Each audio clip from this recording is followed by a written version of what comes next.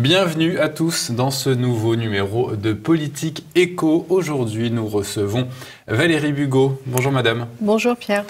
Valérie Bugot, vous êtes docteur en droit, ancien avocat fiscaliste, l'auteur de cet ouvrage du nouvel esprit des lois et de la monnaie, pour lequel nous vous avions déjà reçu avec votre co-auteur Jean-Rémy. Aujourd'hui, vous venez nous présenter votre dernier ouvrage, La nouvelle entreprise. C'est toujours aux éditions Sigest et c'est sous-titré Géopolitique de l'entreprise.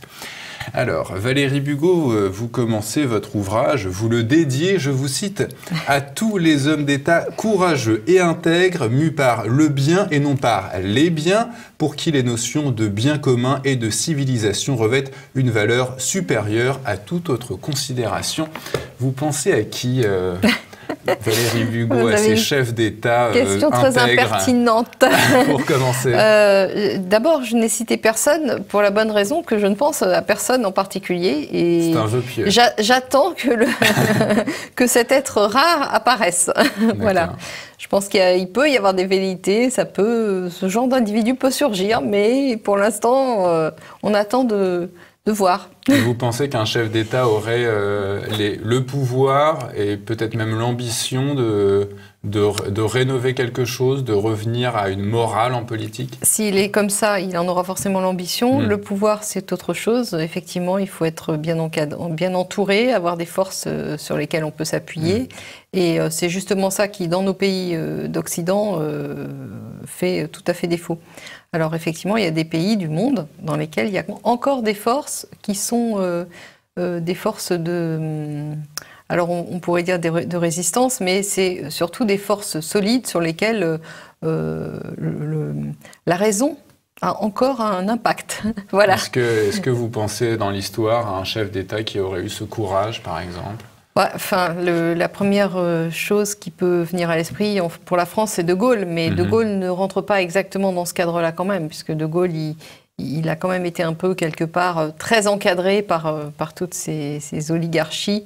Et il n'a pas eu complètement les mains libres. Et c'est la raison pour laquelle il n'a pas réussi à mettre en œuvre quand même tout ce qu'il aurait voulu. Ouais. Et en particulier, ses projets sur l'entreprise et... sur la participation, etc., qui se sont arrêtés court quand il est parti. Donc, après le référendum, voilà, exactement. Alors, Valérie Bugot, vous dites l'objectif de cet ouvrage est de faire prendre conscience aux gens de la disparition du véritable pouvoir politique. Comment cette disparition du pouvoir politique s'est opérée ? Eh bien, je vais revenir un peu sur la genèse de mon travail, parce que d'avoir beaucoup travaillé sur l'entreprise, ça m'a permis en fait de comprendre comment fonctionnait profondément l'État dans lequel nous vivons et ce qui nous est présenté comme le pouvoir politique, l'État. Et j'ai eu un peu comme une soudaine prise de conscience que les choses n'étaient pas du tout telles qu'elles apparaissaient, de la même façon que le dirigeant de l'entreprise aujourd'hui n'est pas le garant de l'intérêt social, mais beaucoup plus de l'intérêt des actionnaires majoritaires. Et j'ai compris que nos sociétés, fondamentalement, fonctionnaient comme ça également. Nos sociétés politiques, c'est-à-dire l'organisation des gens sur un territoire donné. Donc, ça m'a permis...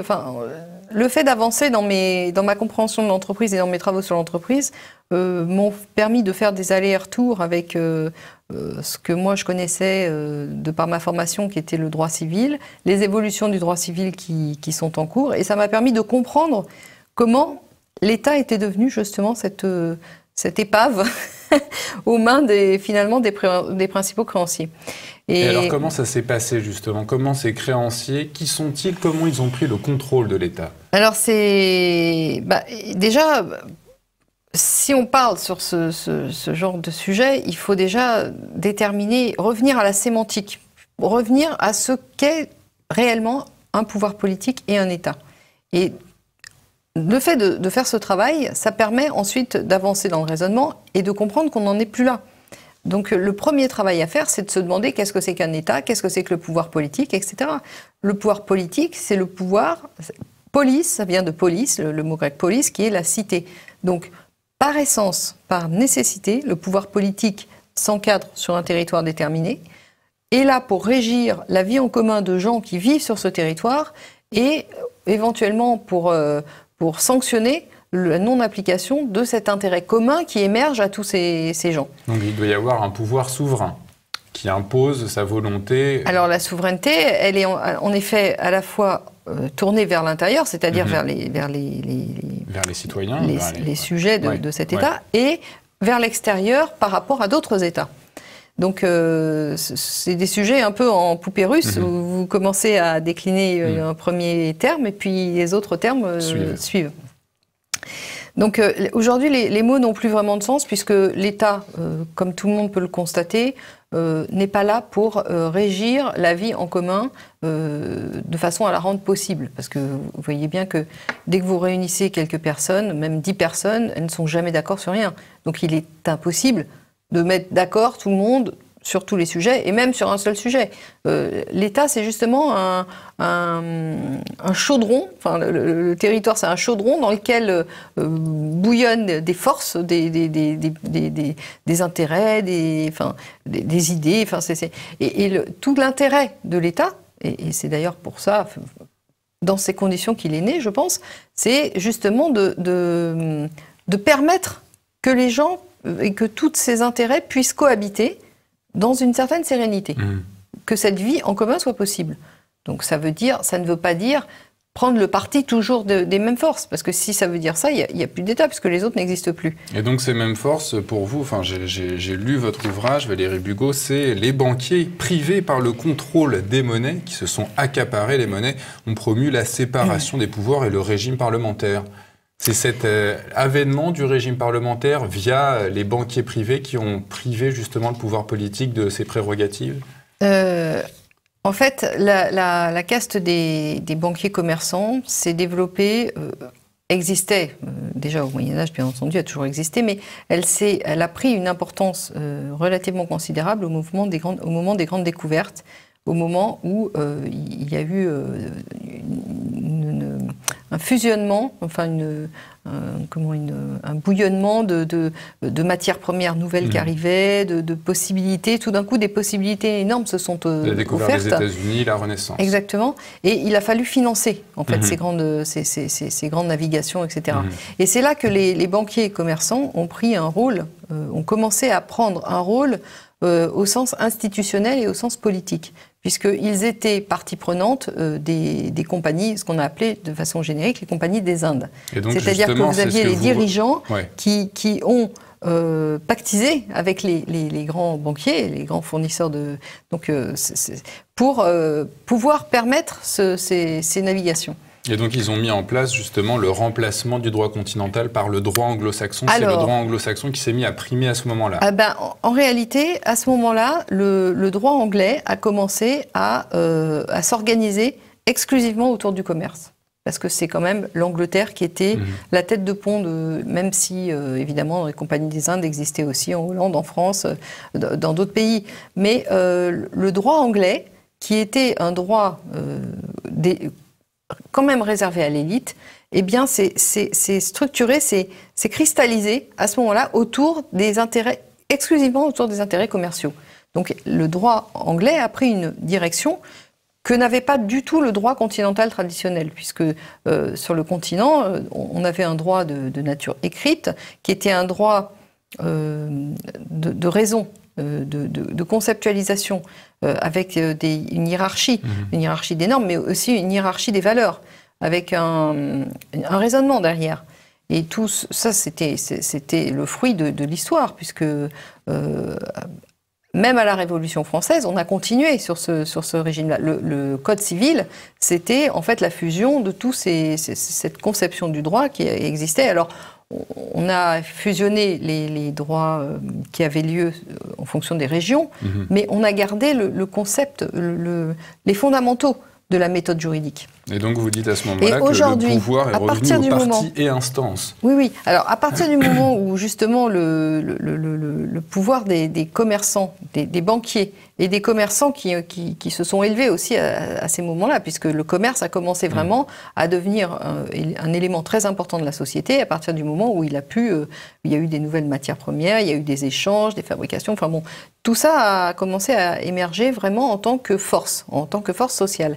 Et à ce moment-là, ce qui s'est passé, c'est que le droit anglais s'est stabilisé autour de cette force émergente, le droit continental non, mais le droit anglais était plus adapté évidemment à la prolifération de ce genre de ce concept commercial. Et aujourd'hui que cette caste, je l'appelle la caste des banquiers commerçants, il faut comprendre ce que ça veut dire derrière, c'est-à-dire que c'est les plus gros détenteurs de capitaux, en réalité, ils sont derrière les multinationales bancaires, mais également derrière les multinationales de l'agroalimentaire, pétrochimie, enfin, sidérurgie, tous les gros cartels ont maille à partir avec cette définition sont inclus dans cette définition de banquier commerçant. Et alors, ce que je voulais dire, c'est que, en fait, à partir du moment où ces gens-là ont pris aujourd'hui un pouvoir très important, eh bien, par nécessité, par facilité et pour des raisons aussi conjoncturelles liées à la monnaie, ont phagocyté les droits qui n'étaient pas des droits tournés autour du commerce en utilisant le droit anglais, devenu droit anglo-saxon, puisqu'entre-temps, il y a eu l'Empire américain qui s'est développé. Et ce droit-là n'a plus rien à voir avec ce que nous connaissions, nous, sur le territoire français et aussi en Europe continentale plus généralement, où le droit était chargé de réguler les forces en présence, de rétablir un certain équilibre de façon à ce que la concorde puisse être possible.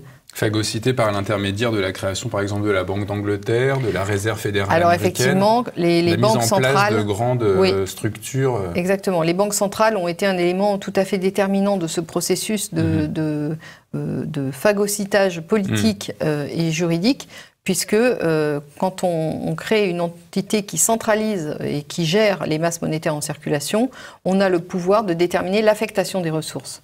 Et à ce moment-là, tout devient possible pour ceux qui ont ce pouvoir-là. Et là, vous parlez même carrément d'entreprises de prédation sociale et politique pour s'accaparer les biens de la planète.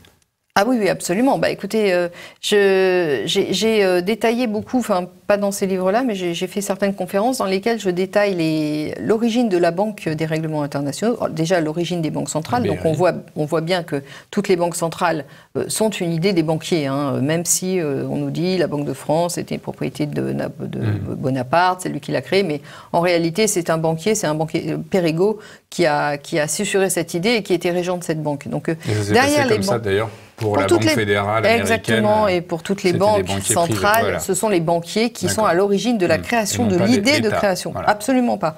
Les États ne savaient pas tout ça. Enfin, c'est des gens qui étaient habitués à manipuler l'argent, à concevoir ce que ça pouvait donner comme pouvoir, etc.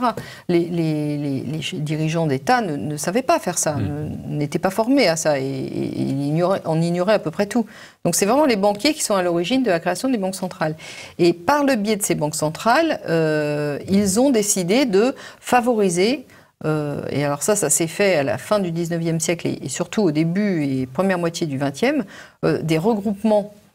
Ils ont commencé à faire émerger des cartels, des entreprises qui sont devenues de plus en plus imposantes au niveau à la fois capitalistique et de propriété, de détention de biens, en tant que gestionnaire de flux à la fois d'argent et de marchandises.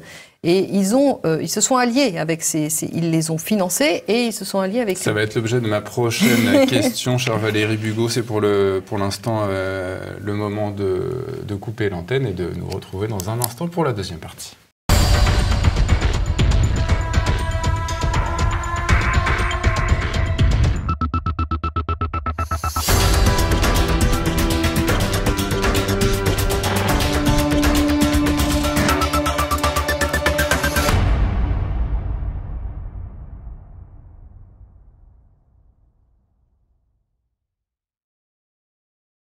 Toujours en compagnie de Valérie Bugeaud pour ce nouveau numéro de Politique Éco. Alors justement, Valérie Bugeaud, vous parliez à l'instant du fait que les banquiers se soient coalisés, se soient regroupés pour maîtriser encore plus leur domaine de compétences. Et là, vous dénoncez l'action des banques comme prêteurs d'argent dans la gestion des entreprises et le rôle des agences dites de rating, les agences en fait de notation. Mais où est le mal justement dans le fait que ces agences de rating et ces banques soient autant affiliées à la gestion des entreprises? Alors, je dénonce le rôle des banques en général dans l'organisation de la société, car ce sont elles qui ont pris aujourd'hui le véritable pouvoir politique. C'est elles qui imposent les réglementations qui s'appliqueront à tout le monde. Donc ça s'appelle du pouvoir politique. Concernant l'entreprise, deux phénomènes sont trop peu connus du grand public et méritent d'être exposés et d'y être débattus. D'une part, la direction, ce qu'on appelle les dirigeants de fait. Donc une entreprise, lorsque les banquiers ont un rôle assez important dans ce concept de direction de fait, parce qu'ils prennent, de par leur fonction d'apporteurs, de prêteurs d'argent, de fournisseurs de capitaux, ils peuvent prendre ou inciter à ce que le dirigeant prenne des décisions politiques de sens économique interne à son entreprise qui soient aliénées à l'intérêt du banquier et non pas dans le strict sens. Alors, l'intérêt des salariés, n'en parlons pas, mais dans le strict sens même de l'intérêt social et du développement naturel de la société. Donc cette notion de direction de fait devrait être beaucoup plus souvent mise sur le devant de la scène qu'elle ne l'est. Et d'autre part, il y a une deuxième chose qui est apparue il n'y a pas si longtemps. Évidemment, ça nous vient d'outre-Atlantique, du droit anglo-saxon. C'est l'organisation méticuleuse, par le biais du système de LBO, Leverage Buyout, de la concentration des entreprises par une collusion d'intérêts d'ordre strictement capitalistique entre certains dirigeants et les banquiers. Je ne sais pas si vous connaissez ce système de LBO, mais ça veut dire qu'une entreprise va racheter une autre entreprise avec un effet de levier maximal, puisque le financement sera intégralement ce qu'on appelle fait par l'emprunt. Fusion-acquisition ? Non, c'est autre chose. Le financement sera réalisé intégralement par l'emprunt, mais cet emprunt aura la particularité suivante, c'est que les intérêts de cet emprunt seront remboursés par la cible, donc par la victime. D'accord.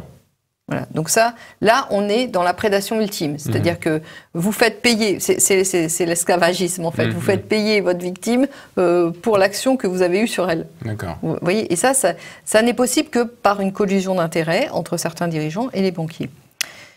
Et concernant les agences de notation ? Alors, alors justement, je vais y venir.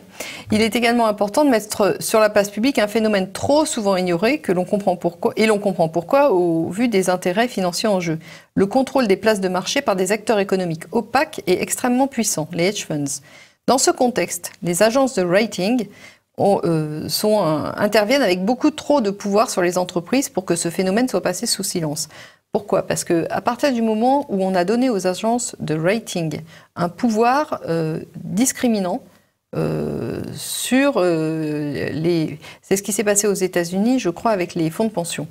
On a obligé les fonds de pension à être notés par ces agences, et donc elles ont pris un pouvoir de fait de normalisation et de valorisation sur ces entreprises. Et en fonction de ce qu'elles diront, l'entreprise sera considérée par les marchés comme viable ou comme non viable. Mais en fait, ces agences sont détenues par des capitaux privés. Les collusions, par exemple, entre les dirigeants d'entreprise et les dirigeants de ces agences de rating, selon les intérêts qu'ils ont en commun. Éventuellement, ou qu'ils ont surtout de divergents, parce qu'une entreprise peut avoir tout intérêt à ce que son concurrent soit déprécié pour pouvoir éventuellement le racheter par effectivement une OPA ou par d'autres moyens, pour mettre la main dessus par d'autres moyens, pour réussir à casser l'entreprise. Enfin, donc ces agences de notation qui ont des critères souvent quand même qui leur appartiennent et qui sont quand même relativement externes par rapport au réel fonctionnement de l'entreprise et à la réelle qualité de l'entreprise, ont pris un pouvoir de fait dans le cadre d'un marché qui est tout à fait extravagant et qui est déraisonnable et qui n'a pas de contrepartie. Une fois encore, tout a été organisé dans le système dans lequel on vit pour que le pouvoir et la responsabilité soient cassés. la relation de causalité entre pouvoir et responsabilité n'existe plus. Elle est cassée. Les gens qui ont le pouvoir n'ont jamais la responsabilité, puisque une société qui s'effondrera ne pourra pas se retourner contre l'agence de rating, puisque l'agence de rating dira ben oui, mais vous n'avez pas répondu aux critères, etc., aux critères qui sont applicables à tous, etc., etc. Donc c'est une situation d'asymétrie, je dirais, d'information, et surtout très préjudiciable pour le fonctionnement normal des entreprises.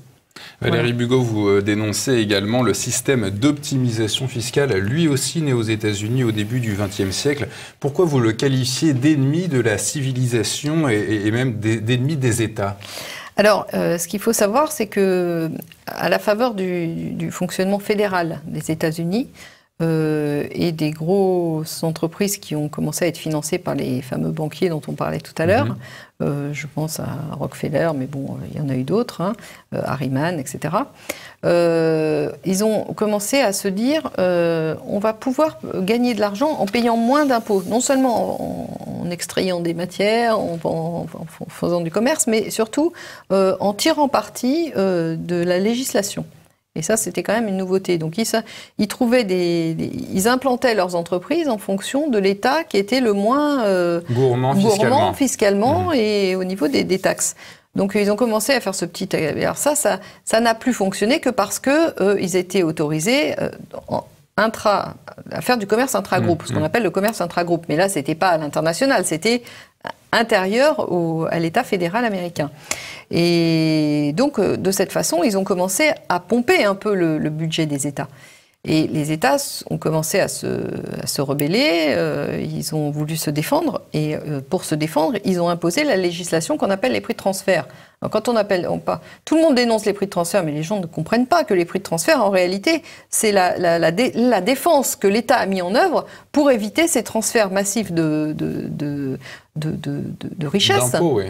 Oui, ben c'est de la richesse, quelque part, au profit des entreprises qui allaient devenir des multinationales, puisqu'elles étaient implantées sur différents territoires et qu'elles profitaient de cette implantation, justement, pour faire du commerce intragroupe et canaliser et vandaliser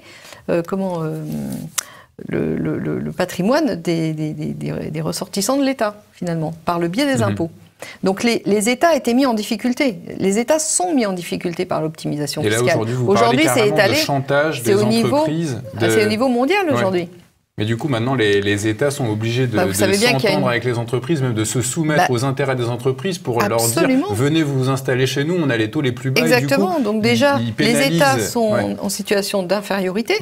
Non seulement ils ne peuvent pas refuser les demandes que leur font les grosses entreprises, parce qu'ils ont officiellement, ils sont toujours là pour gérer quand même les individus qui vivent sur leur territoire, donc ils ne peuvent pas organiser officiellement de façon visible la liquidation totale de tout travail sur un territoire. Donc ils sont obligés de faire quand même mais on voit bien qu'ils sont quand même tout à fait en position d'infériorité dans la négociation avec les multinationales et avec les entreprises qui leur imposent tout ce qu'ils veulent avec le chantage à l'implantation.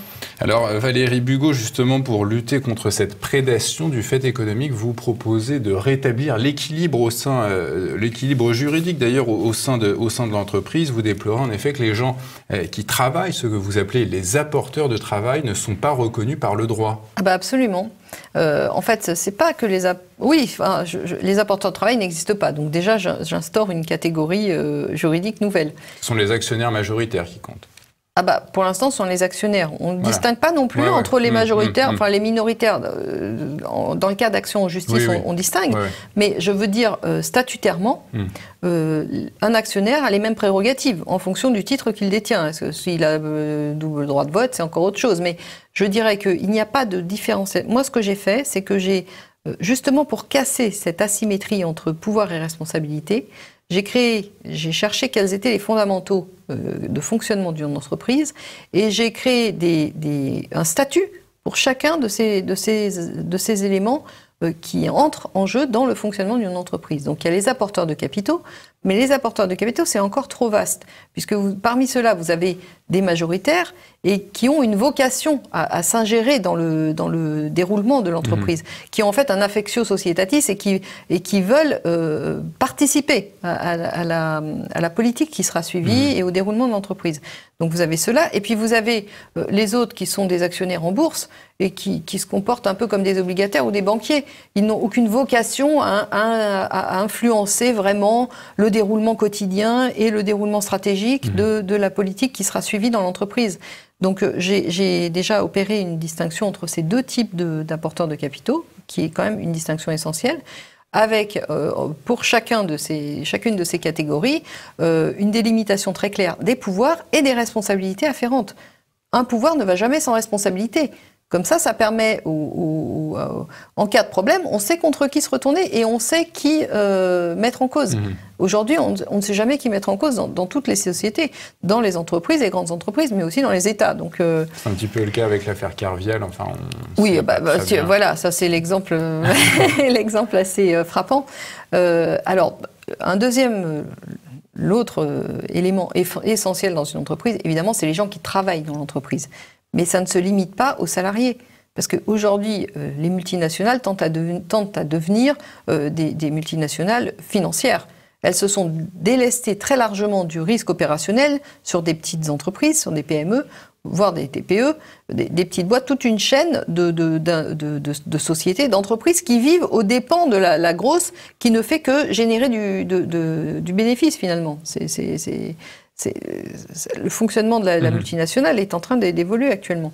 Et donc, dans le fonctionnement, dans l'objet social d'une entreprise, j'intègre, et dans ce groupe des apporteurs de travail, j'intègre également tous les sous-traitants et tous les gens qui dépendent, dont leur travail participe d'une façon ou d'une autre à la réalisation de l'objet social. Ouais. Voilà. Et alors vous, justement, pour rééquilibrer le pouvoir, vous proposez autre chose au sein de l'entreprise, vous préconisez une désignation et une co-désignation et une co-révocation par les apporteurs de travail et par les actionnaires des dirigeants de l'entreprise. Exactement, puisque vous savez qu'aujourd'hui, les dirigeants d'entreprise sont nommés par le conseil d'administration. Le conseil d'administration lui-même est quand même globalement une émanation des majoritaires. Et les gens qui travaillent n'ont absolument aucun Des mot fois, à dire. Très honnêtement, rien, oui, très honnêtement, c'est vraiment... ils sont là pour faire... décoration. Voilà, ce sont des figurines. Donc, l'élément très important pour redonner un sens d'abord à l'intérêt social, parce que quand vous créez une société, vous avez un objet social, et cet objet social, il détermine ce que sera... il est la base du fonctionnement de la société, et sur cette base, le dirigeant est chargé de faire prévaloir l'intérêt social, l'intérêt de la société. Quand je dis intérêt social, ça veut dire l'intérêt de la société telle qu'elle fonctionne, pour se développer correctement, etc. Aujourd'hui, à partir du moment où vous avez les dirigeants qui ne sont que des émanations d'une seule partie des éléments fondamentaux de l'entreprise, c'est-à-dire les majoritaires, eh bien, comment voulez-vous que l'intérêt social ne se transforme pas en intérêt des majoritaires ? Et c'est ce qui se passe. Et ils ont développé tout un tas de techniques, et en particulier les stock options, pour rendre encore plus dépendants les dirigeants, pour les mettre dans une dépendance totale vis-à-vis de leurs intérêts à eux. Et justement, dans cette co-désignation et co-révocation, vous donnez un droit de veto à chacun des deux groupes, à savoir donc les apporteurs de travail et les propriétaires majoritaires, pour justement, afin d'équilibrer encore plus, chacun a un droit de veto, et le juge est chargé de trancher les différends en cas de litige. Et l'État reprend le rôle qui est le sien, puisque l'État n'est là que pour, finalement, l'État, le pouvoir politique, c'est le pouvoir de trancher des litiges. Et c'est pas le pouvoir d'aller s'ingérer dans l'économie Et là, pas une justice privée à ce moment-là. Ah non, certainement pas, parce que... Oui, je vois très bien, vous faites allusion aux clauses de règlement des différends de l'OMC, qu'on connaît aussi dans tous les TAFTA et autres, mais ça vient de l'OMC, justement, c'est le modèle de l'OMC. Et ça, c'est une justice strictement privée. Là, on n'est pas dans la justice privée, c'est justice étatique qui tranche qui tranche l'État devra être réformé, donc le ministère public, là, on est, enfin, je veux dire, on n'est plus dans les mêmes cadres. Mais là, effectivement, vous avez les dirigeants qui seront désignés une fois par les apporteurs de travail, pour une durée déterminée, pas trop courte, pas non plus éternelle. Et une autre fois par les actionnaires. Et pour quand même donner un certain contre-pouvoir à l'autre groupe qui n'a pas eu son mot à dire, il aura quand même un pouvoir de veto, parce qu'on ne sait jamais, le groupe qui désigne peut la personne avoir désigné un fou, ça peut arriver. Elle a été condamnée pénalement. Pour des raisons tout à fait variées qu'on ne peut pas anticiper. Il est toujours sain de prévoir des contre-pouvoirs. Voilà la raison pour laquelle je l'ai fait. Et d'autre part, la fois d'après, c'est le groupe qui n'a pas eu son mot à dire la fois d'avant qui désignera le dirigeant. Et de cette façon, le dirigeant a lui-même la conscience, parce que c'est dans sa mission, de faire respecter un équilibre entre ces deux éléments de l'entreprise. Et donc, dans ce cadre-là, l'intérêt social prend toute sa valeur. Et le dirigeant, il est vraiment là pour déterminer l'intérêt social au-delà des intérêts particuliers ou corporatifs ou catégoriels. Faire son vrai travail de dirigeant, à savoir prendre l'intérêt collectif en compte. Voilà. Exactement. Valérie Bugeaud, on va se retrouver dans un instant pour notre troisième partie.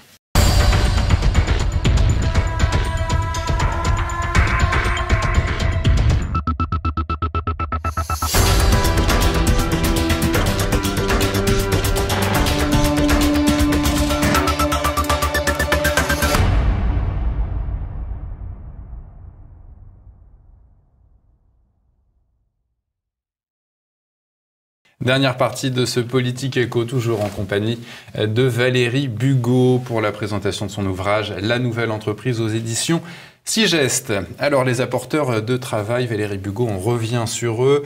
Vous proposez dans votre ouvrage qu'ils participent avec les dirigeants à l'organisation du travail. Est-ce que vous pouvez nous expliquer comment ça peut se passer également à l'organisation des relations interindividuelles ? Alors, cette question, je l'ai abordée parce que je me suis rendu compte, par mon expérience, par l'expérience des gens autour de moi qui travaillent dans les grosses boîtes, c'est surtout lié au travail, l'organisation du travail dans les grandes entreprises, mais aussi dans les PME. Vous avez tout un tas de strates, d'échelles de valeurs, comment dirais-je, de prise de décision, qui sont des strates qui ne servent pas à grand-chose, à part donner des ordres, Et donc vous avez une sorte... L'entreprise ressemble de plus en plus à l'armée mexicaine, où vous avez que des donneurs d'ordre et plus personne qui exécute.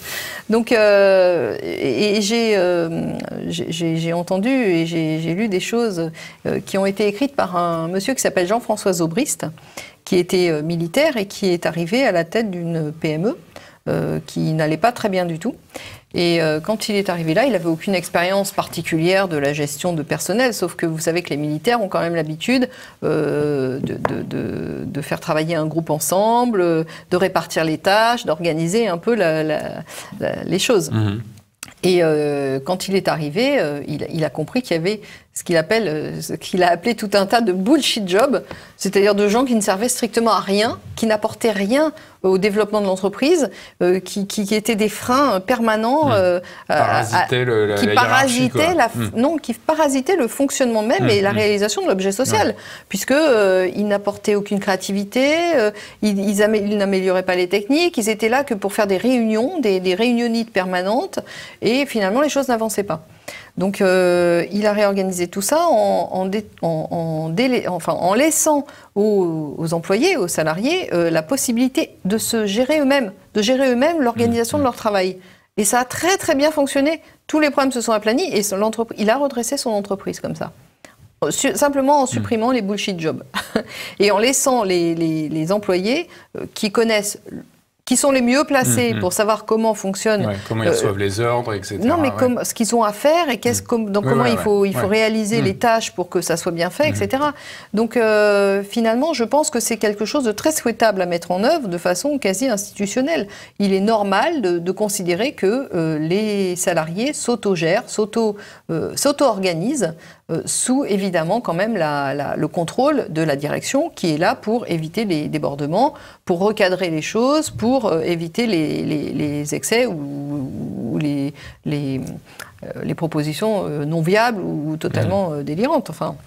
Donc il y a besoin d'une direction qui cadre et qui permette à cette organisation interne... Une rencontre entre les dirigeants et les apporteurs de travail. Exactement. Voilà. Donc c'est une discussion, enfin c'est un échange, un dialogue permanent entre ces deux catégories de l'entreprise pour réaliser l'objet social.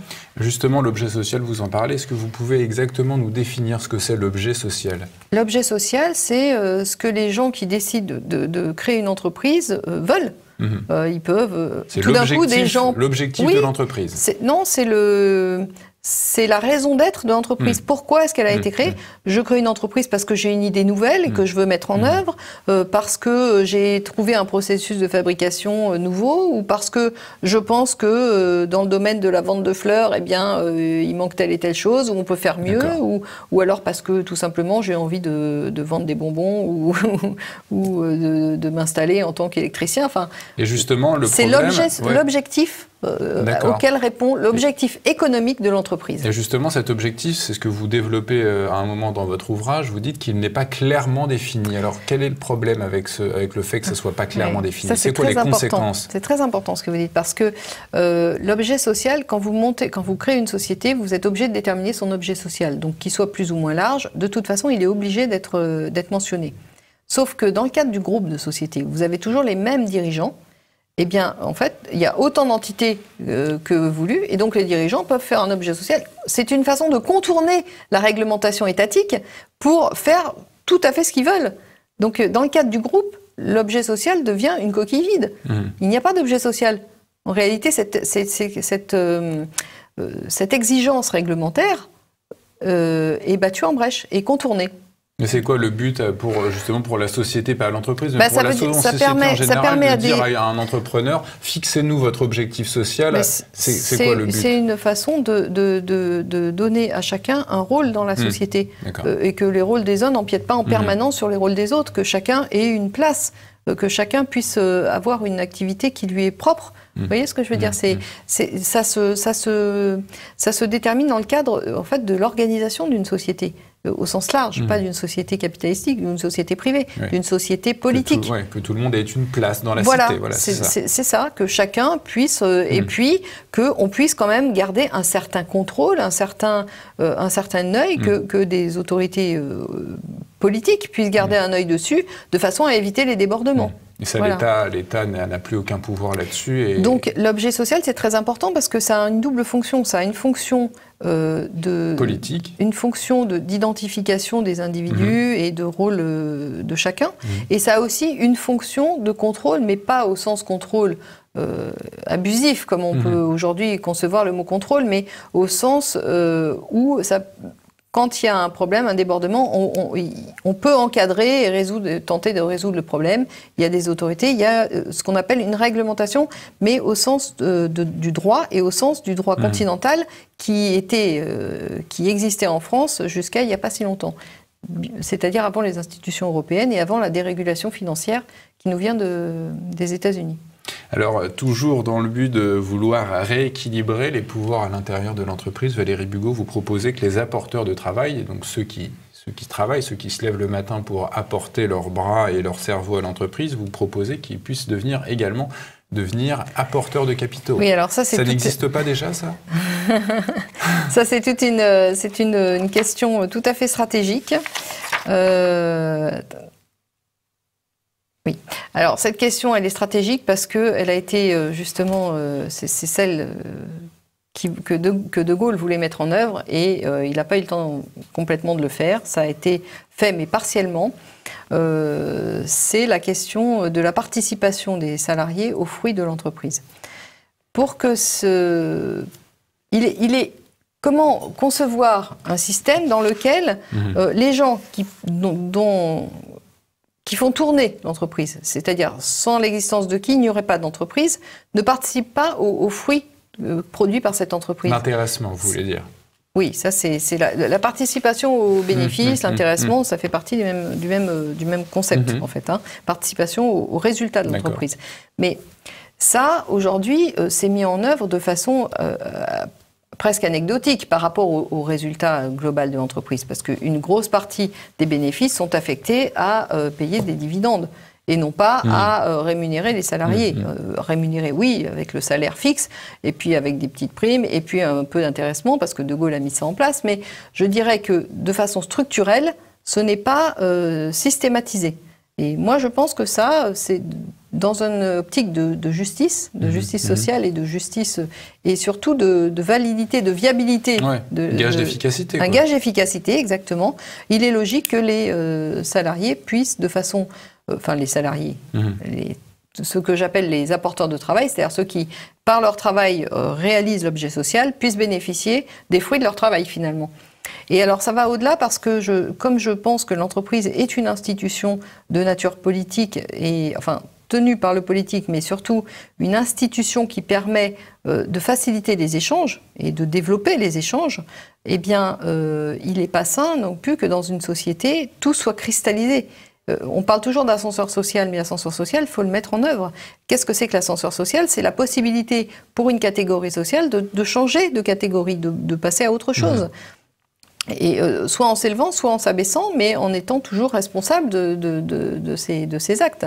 Et donc, de permettre de façon générale aux apporteurs de travail de bénéficier des fruits de l'entreprise, ça leur permet après d'investir du capital dans cette entreprise, du capital qu'ils n'auraient pas eu sinon, dont ils n'auraient pas bénéficié. Donc ça permet aussi de créer un ascenseur social, de rendre à l'entreprise le rôle qu'elle n'aurait jamais dû perdre, qui est un rôle d'organisation de la société et des relations individuelles entre les gens. Et en quoi ce système, celui que vous proposez, le fait de permettre aux apporteurs de travail de devenir des apporteurs de capitaux, s'oppose au régime des stock options? On entend tout le temps ce terme de régime des stock options. Oui, les stock options, c'est tout à fait autre chose, parce que les stock options, en fait, c'est un pari sur c'est une option d'achat à terme. Donc c'est un pari. En fait, c'est une façon détournée pour les principaux propriétaires de capitaux de s'enrichir en spéculant sur le travail d'autrui. Voilà ce que c'est. Les stock options, typiquement, c'est ça. Et moi, ce que je propose, c'est pas du tout ça. C'est que les employés puissent soit bénéficier d'augmentation de capital, et là, c'est pas un pari sur l'avenir, c'est au moment où ça se fait, ou soit que eux puissent investir du capital qu'ils n'auraient pas eu, mais que grâce au fonctionnement, à la systématisation de leur participation aux fruits et aux bénéfices de l'entreprise, ils peuvent capitaliser, ils peuvent générer, ils peuvent agglomérer, de façon à pouvoir après réinvestir dans leur entreprise. Donc ça permet une mouvance dans la société, ça permet d'éviter de cristalliser des positions qui après se transforment finalement évidemment en aigreur, en conflit, et finalement peuvent devenir très graves, quoi. Dernière question. C'est une mesure de paix sociale. Et l'entreprise devrait être un vecteur de paix sociale, ce qu'elle n'est pas aujourd'hui parce qu'elle est accaparée. Dernière question, Valérie Bugeaud. Si cette nouvelle entreprise que vous proposez n'est pas introduite dans la législation, quel avenir vous prévoyez pour les travailleurs ? Eh bien, écoutez, l'avenir, il est sombre, puisque vous aurez toujours les principaux détenteurs de capitaux qui organiseront toujours plus les mouvements d'humains, d'hommes, de travailleurs, comme ils l'entendent. Donc on sera de plus en plus dépossédés de notre vie privée, de notre vie professionnelle, de notre... L'homme relégué au rang de biens matériels, c'est exactement, ça ? De l'accès aux ressources, y compris monétaires, puisque je vous rappelle que les banques sont des entreprises, hein, il ne faut pas l'oublier, ça. Les banques, c'est les premières entreprises multinationales en taille et en gestion d'actifs. Donc, je pense qu'aujourd'hui, les gens comprennent qu'on arrive à une situation qui est difficilement tenable à terme et de toute façon qui n'apportera ni paix sociale et ni de quoi nourrir les familles. Mais si on continue comme ça, vers quoi on peut aller ? Est-ce qu'il y a... Je ne sais pas, ça peut se transformer en disparition de certaines populations. On arrive aujourd'hui à un moment stratégique de l'histoire de l'humanité. Si on laisse les logiques en place perdurer, et il ne faudra pas se plaindre des effets structurels de cette mécanique, l'esclavagisme matériel pour tous, la disparition d'une partie de l'humanité dans un objectif de contrôle social. Donc soit on décide collectivement de renverser les principes qui sont artificiellement construits, qui réagissent la vie moderne, c'est-à-dire l'accaparement généralisé et élevé au niveau légal. Et une telle action commence par reprendre le contrôle du phénomène économique qui passe par une reprise en main politique et juridique de l'entreprise, de ce qu'est l'entreprise. Et c'est fondamentalement le sens de mon travail. Ou alors,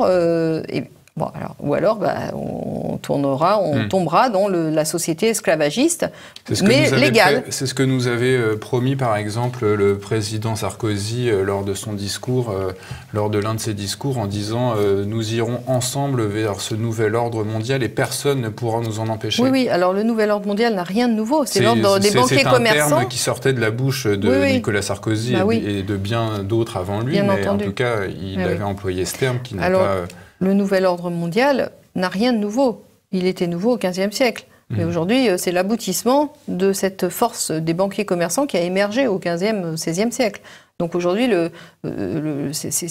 il était nouveau par rapport à l'organisation des sociétés politiques du temps de l'Ancien Régime. Oui. À ce moment-là, il était nouveau. Aujourd'hui, on ne connaît plus que ça, il n'a plus rien de nouveau. Si on veut faire un nouvel ordre mondial, au contraire, il faut abattre cette force dominatrice des banquiers commerçants et surtout leur supprimer les possibilités d'accaparement en tout anonymat, sans aucune responsabilité. C'est l'anonymat surtout qui est très important. L'anonymat permet de supprimer la relation entre pouvoir et responsabilité.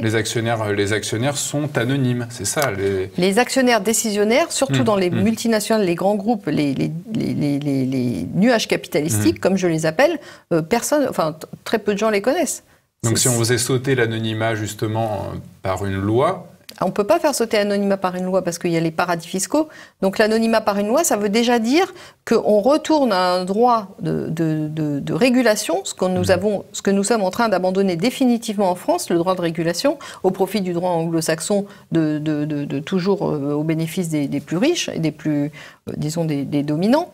Il faut reprendre un droit dont les valeurs sont la régulation de la société, et à ce moment-là, effectivement, on pourra imposer des choses.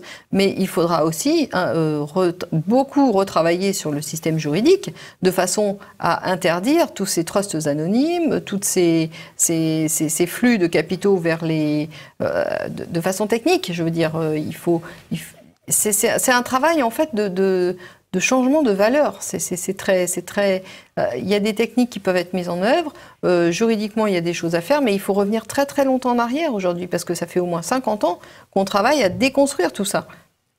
Donc, Valérie Bugeaud, je rappelle le titre de votre ouvrage, La nouvelle entreprise, géopolitique de l'entreprise, aux éditions Sigest. C'est la fin de notre émission Politique Éco. Merci madame. Merci monsieur.